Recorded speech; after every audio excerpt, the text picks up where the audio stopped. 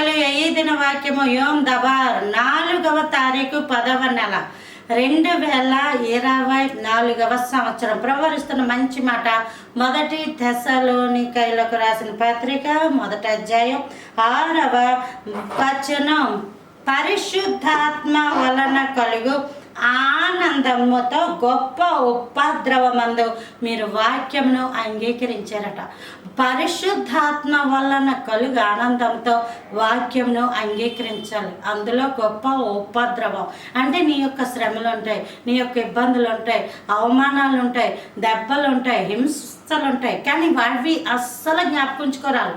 అందుకే గొప్ప ఉపద్రవం లాంటి శ్రమలున్నా సరే పరిశుద్ధాత్మ వలన కలుగు ఆనందంతో వాక్యమును అంగీకరించారు. నా దేవుడు గొప్పవాడు, నా దేవుడు నాతో ఉన్నాడు, నా దేవుడు నాతో ఈ విధంగా మాట్లాడుతున్నాడు, నా దేవుడు నా జీవితాన్ని ఇంత ఆశీర్వాదంగా ఉంచుతున్నాడు. ఒకానొక రోజు దేవుడు నేను ఒకే సింహాసనం మీద కూర్చుంటాం, పరలోకంలో ఉంటాం అని ఆశపడుతట పరిశుద్ధాత్మ యందు ఆనందంతో వాళ్ళు బ్రతికారట. ఈ సమస్యలు ఇంతే, ఈ బ్రతికింతే, వాళ్ళలాగా వీళ్ళలాగా, మళ్ళీ అప్పులు, నా పిల్లలేటి, నా కుటుంబం ఏంటి అనుకుంటే నీకు ఆనందం రాదు. దేవుడు ఉన్నాడు అని పరిశుద్ధాత్మ యందలి ఆనందంతో బ్రతకాలి.